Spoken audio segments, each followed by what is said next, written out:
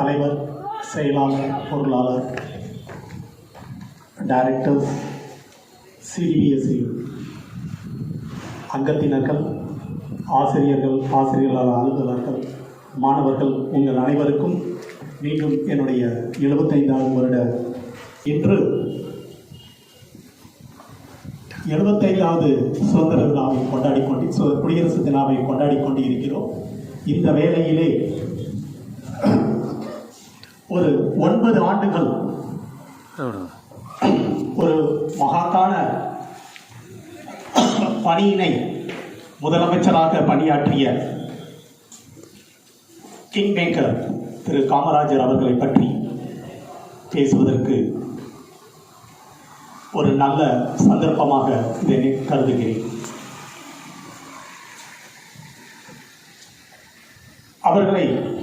காமராஜர் அவர்களை ஒரு சமூக விஞ்ஞானி என்றே கூறலாம். ஏனென்றால் அந்த 9 ஆண்டு கால அவருடைய முதலமைச்சராக ஆட்சி பணியாற்றிய பொழுது ஒரு மைலுக்கு ஒரு ஆரம்ப பள்ளி, 3 மைலுக்கு ஒரு நடுநிலை பள்ளி, 5 மைலுக்கு ஒரு உயர்நிலை பள்ளி இருக்க வேண்டும் என்ற ஒரு உணர்வுடன் அனைத்து அதிகமான பள்ளிகளை திறந்தவர். அது மட்டுமல்ல, 15 டான்ஸ் அணைக்கட்டுகளை கட்டினார். இன்று வரை அவர் கட்டிய அந்த அணைக்கட்டுகள் தான் நம்மளுடைய நீர்ப்பாசனத்திற்கு பயன்பட்டுக் கொண்டிருக்கிறது என்றால் அது மிகையாகாது. அது மட்டுமல்ல, அவர் முதலமைச்சராக பதவியில் இருந்த பொழுதுதான் மாணவர்கள் படித்து வெளியே வரும் பொழுது அவர்களுக்கு வேலை வாய்ப்பு கிடைக்க வேண்டும் என்றும், அது மட்டுமல்ல, அவர்கள் காலத்தில் தான் நம்மளுடைய தமிழகத்தில் பொறியியல் கல்லூரிகள் உருவாக்கப்பட்டது, தஞ்சாவூரில் மருத்துவக் கல்லூரி உருவாக்கப்பட்டது. மாணவர்கள் படித்து வெளியே வரும்பொழுது வேலைவாய்ப்பு இன்றி இல்லாமல் இருக்க வேண்டும் என்பதற்காக அரசாங்கத்தின் மூலமாகவும் தனியார் மூலமாகவும் நிறைய தொழில்கூடங்களை நிறுவினார். அவருக்கு இருக்கக்கூடிய அந்த ஜவஹர்லால் நேருடன் இருந்த அந்த ஈடுபாடின் மூலமாக அவருக்கு இருந்தக்கூடிய அவருடைய எண்ணங்களை நேரு கேட்பார் என்ற உறுதியுடன் இங்கு சென்னையில் ஆவடியில் துப்பாக்கி தொழிற்சாலை, திருச்சியில் பிஹெச்எல் நிறுவனம் உருவாக்கியவர். அது மட்டுமல்ல, நெய்வேலி நிலக்கரி சுரங்கம் அவருடைய காலத்தில் தான் உருவாக்கப்பட்டது. ஈவன் இன்னைக்கு கல்பாக்கத்தில் இருக்கக்கூடிய அனல் மின் நிலையமும் அவர் காலத்தில் தான் அடிப்படைக்கல் நாட்டப்பட்டது. இவ்வாறாக அவர் ஒரு சமூக விஞ்ஞானியாகவே திகழ்ந்தார். கல்வி, உயர்நிலை கல்வி, தொழிற்கூடங்கள், விவசாயத்திற்குரிய நீர்ப்பாசனம், அது மட்டுமல்ல, தமிழிற்காக அவர் ஆற்றிய அருப்பணி தெரிந்தது. அவர் காலத்தில் தான், அவர் ஆட்சி பணியில் இருக்கும்போதுதான் 1956 தமிழ் மொழி நம்மளுடைய அரசாங்க மொழியாக சட்டம் இயற்றப்பட்டது. 1958 சி சுப்பிரமணியம் அவர்கள் நிதியமைச்சராக இருந்த பொழுது அதுவரைக்கும் பட்ஜெட் என்றது மாறி நிதி நிலைமை அறிக்கை என்று கூறப்பட்டது அன்றுதான். அது மட்டுமல்ல, அவருடைய காலத்தில் தான் தமிழ் மொழியிலே தான் மாணவர்கள் உயர்நிலை கல்வி கற்க வேண்டும் என்பதனை ஆரம்பித்தவரும் அவர்தான். அன்று கோயம்புத்தூரில் இருந்த கவர்மெண்ட் ஆர்ட்ஸ் அண்ட் சயின்ஸ் காலேஜில் முதலில் அதை உருவாக்கியவரும் அவர்தான். ஆக இந்த அவருடைய 9 ஆண்டு ஆட்சி காலத்தில் அவர் ஆற்றிய அர்ப்பணிகளை நாம் நினைக்கும் பொழுது நாம் உண்மையிலேயே மகிழ்ச்சி கொள்ள வேண்டும். அதே போல அவர் அன்று இலவச கல்வியை உருவாக்கியதனால்தான் இன்று நாம் அனைவரும் நிறைய பேர் அதனுடைய பலனை அனுபவித்துக் கொண்டிருக்கிறோம் என்பதை சொன்னால் அது மிகையாகாது. அவர்கள் இந்த அரசியலுக்கு வந்தது 1919ஆம் ஆண்டாகும். அப்பொழுது ஜாலியன் வாலாபாக் படுகொலை நடந்த அந்த சமயத்தில் விருதுநகரில் அவர்களுடைய நண்பர்களுடன் சில டீ கடையில் இருந்து பேசி விவாதிப்பதுண்டு. இந்த நாட்டினுடைய நிலைமை என்ன, ஆங்கிலேயர் ஆட்சியின் கொடுமை என்ன என்பதையெல்லாம் அப்பொழுது அந்த சிறு வயதிலே அவர் மற்றவர்களுடன் விவாதித்துக் கொண்டிருந்தார். அப்படிப்பட்ட நேரத்தில் தான் இந்த ஜாலியன் வாலாபாக் படுகொலையின் தாக்கம் அவரை மிகவும் புண்படுத்தி காங்கிரஸில் அவரை இணைத்துக் கொண்டது 1919 தான். அன்று முதல் அவர் ஆற்றிய அரும்பணி சொல்லி நாளாது. அவ்வளவு சிறப்பாக கிட்டத்தட்ட 1940 வரைக்கும் 21 ஆண்டுகள் 1936ஆம் ஆண்டு காங்கிரஸ் தமிழ்நாடு காங்கிரசின் தலைவராக செயலாளராக இருந்தார். 1940ஆம் ஆண்டு காங்கிரசின் தலைவரானார். அந்த 21 ஆண்டுகளில் அவர் கட்சிக்காகவும் இந்த நாட்டுக்காகவும் அவரையே அர்ப்பணித்துக் கொண்டார். அவர் ஆரம்பித்த காலத்தில் காங்கிரசில் 1919ஆம் ஆண்டில் இணைந்த பொழுது சுயேட்சை கட்சி என்ற கட்சி தலை தோங்கி இருந்தது. விருதுநகரில் இருக்கக்கூடிய பெரு வணிகர்கள் எல்லாம் அந்த சுயேட்சை கட்சிகளுக்கு தன்னை அர்ப்பணித்துக் கொண்டிருந்தார்கள். அவர்கள் அந்த சுயேட்சை கட்சியில் இருந்த அனைவரும் அப்பொழுது ஆங்கில ஆட்சிக்கு உறுதுணையாக இருப்பது போல் அவர்கள் அவர்களுடைய பணியினை ஆற்றிக் கொண்டிருந்தார்கள். அந்த சமயத்தில் அவர் தன்னுடைய அரசியல் வாழ்க்கையை ஆரம்பித்தார். ஒரு எளிமையான தொண்டனாக தன்னுடைய கட்சிக்காகவும் தன்னுடைய நாட்டிற்காகவும் அர்ப்பணித்து ஒரு உயர்ந்த பதவிக்கு வர வேண்டும் என்பதனை எல்லோருக்கும் உணர்த்தியவர் திரு காமராஜர் அவர்கள் ஆவார்கள். அவர்கள் அந்த அரசியலுக்கு வந்த நேரத்தில் ஒவ்வொரு அரசியல் தலைவராக வர வேண்டும் என்றால் அவர்களுக்கு ஒரு சென்னை போன்ற ஒரு மாநகரத்தில் பிறந்திருக்க வேண்டும்.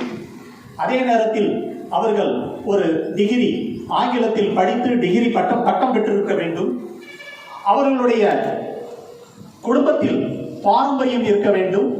அதே மாதிரி ஒரு பணக்கார குடும்பத்தில் பிறந்திருக்க வேண்டும்.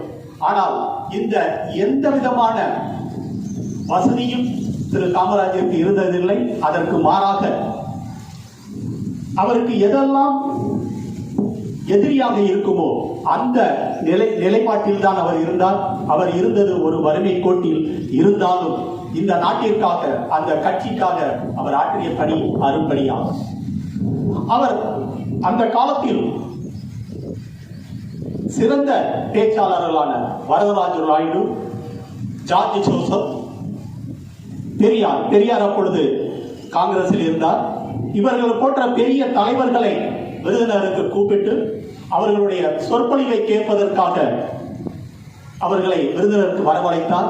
அப்படி விருதுநகருக்கு வரவழைக்கும் பொழுது அதற்கு வேண்டிய செலவினங்கள், மேடை அமைப்பது, மைக் செட்டு போடுவது, இந்த எல்லாத்திற்கும் அவர் செய்த காரியம் ரயில்வே ஸ்டேஷன்ல போய் அங்க இருக்கக்கூடிய பயணிகளிடம் பிச்சை எடுத்து அதன் மூலமாக அவர்களுக்கு அந்த மேடை அமைத்து அவர்களை சொற்பொழியாற்றுவதற்கு அர்ப்பணித்தார்கள்.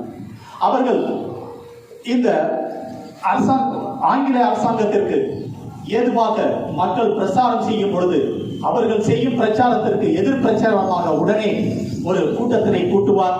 அந்த கூட்டத்தினை கூட்டுவதற்கு தன்னுடைய இடுப்பிலே முரசொலியை மாட்டிக்கொண்டு ஒவ்வொரு கிராமமாக சென்று வரதராஜ நாயுடு வருகிறார், ஈவரா பெரியார் வருகிறார், பேச்சை கேட்க வாருங்கள் வாருங்கள் என்று முரசொலி கொட்டி கூட்டத்தினை கூட்டு ஆங்கில அரசாங்கத்திற்கு எதிராக பேச்சை நடத்துவதற்கு ஒரு ஊண்டுகோலாக அவர் இருந்தார் என்று கூறினால் அது மிகையாகாது. இவ்வாறாக படிப்படியாக இந்த நாட்டிற்காக இந்த கட்சிக்காக அவர் ஆற்றிய பணி அர்ப்பணிப்பு மிகவும் அற்புதமானது.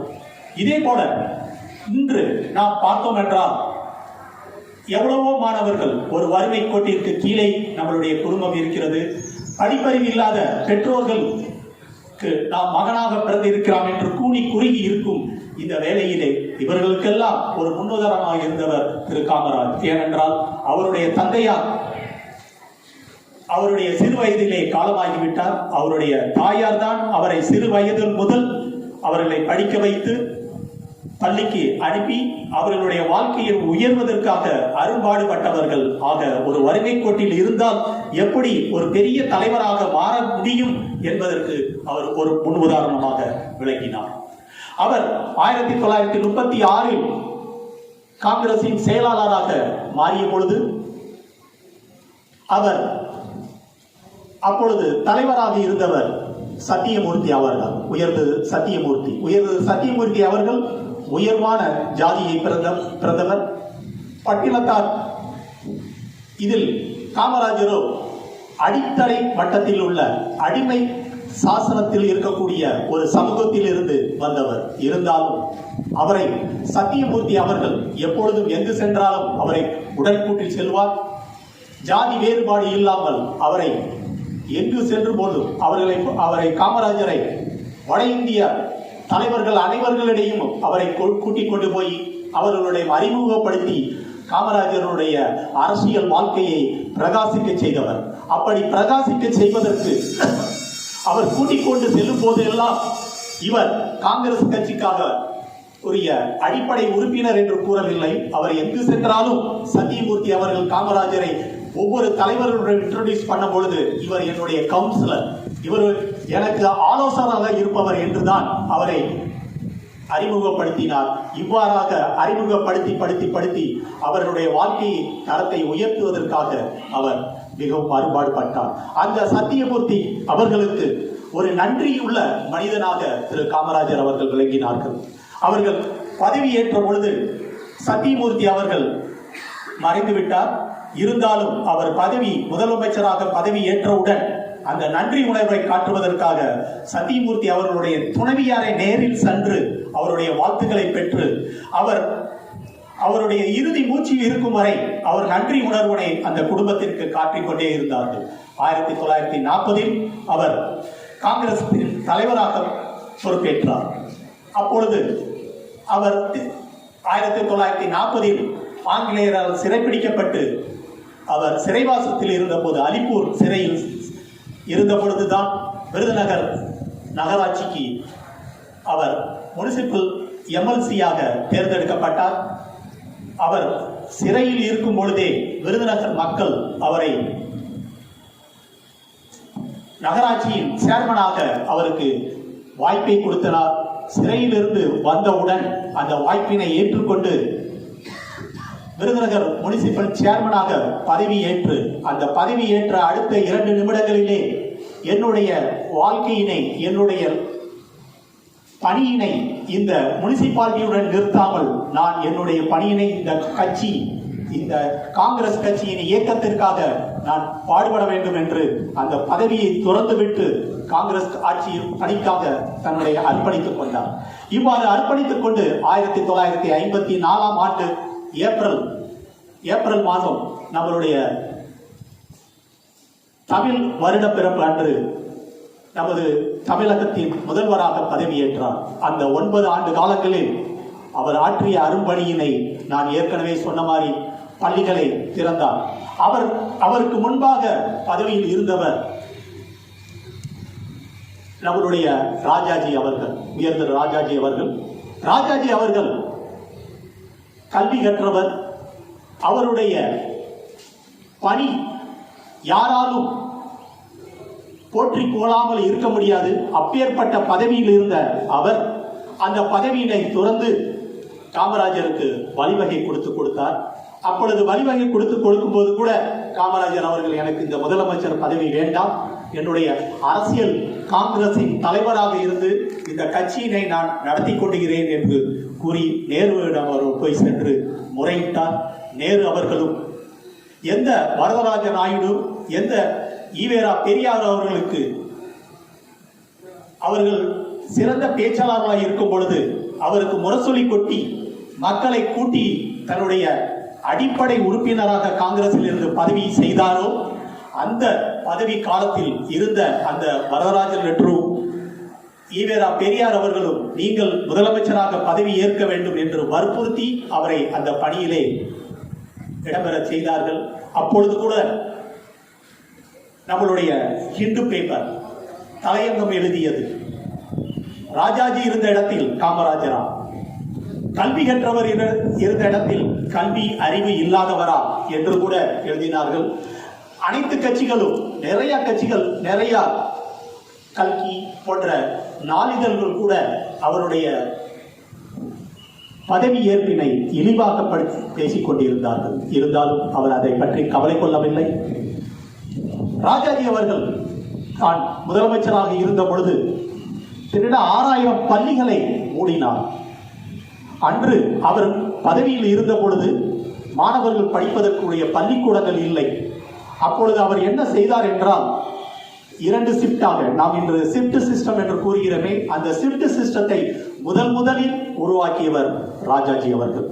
அவர்கள் காலையில் ஒரு பேட்ச், ஈவினிங்ல ஒரு பேட்ச் அப்படின்னு பண்ணி பள்ளிக்கூடங்கள் எண்ணிக்கை குறைவாக இருந்தாலும் மாணவர்கள் கல்வி கற்க வேண்டும் என்பதற்காக அதனை உருவாக்கினார். அதே நேரத்தில் காலையில் மாணவர்கள் படிக்க வேண்டும், மாலையிலே போய் அவர்களுடைய தொழிலை, அவர்கள் குல தொழிலை செய்ய வேண்டும் என்று அவர்கள் கட்டளையிட்டார்கள். அந்த மகாத்மா காந்தி அவர்கள் கூறினார்கள், ஒவ்வொருவருக்கும் கல்வி மட்டும் போதாது, அவர்கள் தொழில் கல்வியும் கற்க வேண்டும் என்று கூறினார்கள். ஆனால் ராஜாஜி அவர்கள் தொழில் கல்வியை குலத்தொழில் என்று கூறினார்கள். அந்த குலத்தொழில் செய்ய வேண்டும் என்பதனால் தான் அவருக்கு எதிராக ஒரு பெரும் போராட்டம் உருவாகி கொண்டிருந்தது. ஈவேரா பெரியார் அவர்கள் அதற்கு எதிராக குலத்தொழிலை கற்க வேண்டும் என்பதற்கு எதிர்ப்பு குரல் கொடுத்து தமிழகம் முழுவதும் அதற்கு எதிர்குரல் கொடுத்துக் கொண்டிருந்தார்கள். அந்த எதிர்குரல் கொடுத்த உடனே ராஜாஜி கூறினார், நான் இதை எதிர்ப்பதாக இருந்தால் நான் இந்த பதவியில் இருக்க மாட்டேன் என்று கூறினார். இருந்தாலும் காமராஜர் அவர்கள் அவரை நேரில் வீட்டில் சென்று பார்த்து, நீங்கள் தான் முதலமைச்சராக இருக்க வேண்டும், இந்த கொள்கையை மட்டும் நீங்கள் விட்டுவிடுங்கள் என்று கூறினார். இருந்தாலும் அதை பிடிவாதமாக ராஜாஜி வேண்டாம் என்று விட்டுவிட்டார். ஆகையினால் அவர்கள் பொறுப்பேற்றார்கள். அந்த பொறுப்பேற்ற காலம் நம்மளுடைய பொற்காலம் ஆகும். நான் கூறியது போல கல்விகளை வளர்த்தார், தொழில் கூடங்களை வளர்த்தார். இன்று இருக்கக்கூடிய அணுல் மின் நிலையம், கல்பாக்கம் மணல் மின் நிலையம், பிஹெச்சிஎல் திட்டத்தை இன்னைக்கு 30,000 தொழிலாளர்கள் மேல் அங்கே வேலை பார்த்துக் கொண்டு இருக்கிறார்கள். அதே மாதிரி ஆவடி ஆர்மியினுடைய அந்த கூடம், தொழிற்கூடம், இப்படி எண்ணற்ற தொழிற்கூடங்களை உருவாக்கி தன்னுடைய வாழ்க்கையிலே ஒரு பெரிய சகாப்தத்தினை உருவாக்கியவர். நான் ஏற்கனவே கூறிய போல் 15 அணைக்கட்டுகளை கட்டினார். அதற்கு பிறகு 60 ஆண்டுகள் இந்த திராவிட ஆட்சி காலத்தில் ஒரு மனிதர் கூட அதற்குரிய ஸ்டெப்பை எடுக்கவில்லை. குறிப்பாக கூற வேண்டும் என்றால், அவர்கள் நமது கலைஞர் அவர்கள் ஒரு அணைக்கட்டினை திருச்சிக்கு அருகில் குடநாடு அணைக்கட்டு என்பதனை கெட்ட அவர் முற்பட்டார். ஆனால் ஒரே நாளில் ஒரு நாள் பெய்த மழையில் அது மட்டம் தெரியாத அளவிற்கு போய்விட்டது. அதற்கு பிறகு யாரும் இன்று அணை கட்டுவதற்கு ஒரு ஸ்டெப் கூட எடுக்கவில்லை. ஆகையால் தான் இந்த காவிரியில் இருக்கக்கூடிய 170 டிடிஎம்எஸ் தண்ணீர் நம்ம வீணாக்கி கொண்டு இருக்கிறோம். நம்மளுடைய வாழ்விற்காக தன்னை அர்ப்பணித்தவர் திரு காமராஜர் அவர்கள் பதவியில் இருக்கும் பொழுது ஏளனமாக பேசியவர்கள், அவர் பதவியை ஏற்கும் பொழுது ஏளனமாக பேசியவர்களுக்கு இன்று அது ஒரு நன்ற பாடமாக அமைந்திருக்கிறது. நாம் அவர்கள் ஆற்றிய அந்த பணியினை நாம் நினைவு கூர்ந்து பார்த்தோம் என்றால், இன்றைய சூழ்நிலையில் நாம் ஒவ்வொரு 50 கிலோமீட்டருக்கு நம்ம ஹைவேஸ்ல டிராவல் பண்ணும் பொழுது நாம் பணம் கெட்டுக்கொண்டு இருக்கிறோம். ஒரு உடற் சோகம் என்றாலும், உடற் சோர்வு என்றாலும், இல்ல ஒரு மருத்துவ வசதி வேண்டும் என்றாலும் 10 லட்சம் 15 லட்சம் என்று செலவழிக்க வேண்டிய சூழ்நிலையில் நாம் இருந்து கொண்டு இருக்கிறோம். இன்று எண்ணற்ற நாடுகள், ஓமன் எடுத்துட்டோம்னா, ஓமன்ல ஒரு குடிமகன் பிறந்த முதல் அவன் பணி செய்து தனக்கு வேண்டிய பணத்தினை சம்பாதிப்பதற்கு வரைக்கும் அவருடைய எல்லா செலவுகளையும் அந்த நாடு ஏற்றுக்கொண்டு இருக்கிறது. அந்த சூழ்நிலை இங்கு உருவாக வேண்டும். நாம் 1000 ரூபாய் கொடுப்பதற்கும் 5000 ரூபாய் கொடுப்பதற்கும் மறந்து நம்மளுடைய என்ன வேண்டும் என்பதை மறந்து இருக்கிறோம். இன்றைய சூழ்நிலையில் நாம் ஒரு உயர்ந்த ஸ்தானத்துக்கு போக வேண்டும் என்றால், இந்த நாட்டில் இருக்கும் ஒவ்வொரு குடிமகனுக்கும் மருத்துவம் இலவசமாக கிடைக்க வேண்டும். கல்வி என்பது அவர்கள் பொறியியல் கல்லூரி படித்தாலும் சரி, மருத்துவ படிப்பு படித்தாலும் சரி, எந்த படிப்பும் இலவசமாக கிடைக்க வேண்டும் என்ற சூழ்நிலை. ஒரு வருஷத்துல நம்ம இந்த போர்வேல ரோட்ல ஏறினாவே நம்மகிட்ட என்ன செய்ய போறாங்கன்னா பணம் வசூல் பண்ண போகிறார்கள். அப்படிப்பட்ட சூழ்நிலையில் இருக்கிறோம். சாலை போக்குவரத்து என்பது இலவசமாக கிடைக்க வேண்டும். இதற்குரிய பணியினை நாம் செய்வதற்கு நாம் ஒவ்வொருவரும் போடும் அந்த ஓட்டில் தான் இருக்கிறது. நாம் இதனை சிந்திக்க வேண்டும். இந்த சிந்தனையை ஒவ்வொருடைய மனதிலும் விதைக்க வேண்டும் என்று கூறிக்கொண்டு இந்த குடியரசு தின விழாவின் எண்ணமாக நம்ம எடுத்துக்கொண்டு நாம் நமது நாடு முன்னேற வேண்டும், நமது மக்கள் அனைவருக்கும் இலவசம் என்பது கிடைக்க வேண்டும். அந்த இலவசம் என்பது மருத்துவமாக இருக்க வேண்டும், கல்வியாக இருக்க வேண்டும். நம்மளுடைய இன்ஃப்ராஸ்ட்ரக்சரில் இருக்கக்கூடிய அந்த இன்ஃப்ராஸ்ட்ரக்சர் மிகவும் தெளிவாக நமக்கு இலவசமாக கிடைக்க வேண்டும். மற்ற இலவசங்கள் நமக்கு தேவையில்லை என்பதனை உறுதி கொண்டு அதற்குரிய அமைப்பினை நாம் ஒவ்வொருவரும் கிடைப்பதற்கு அரும்பாடுபட வேண்டும் என்று கூறிக்கொண்டு வாய்ப்பினுக்கு நன்றி கூறி விடைபெறுகிறேன். நன்றி, வணக்கம்.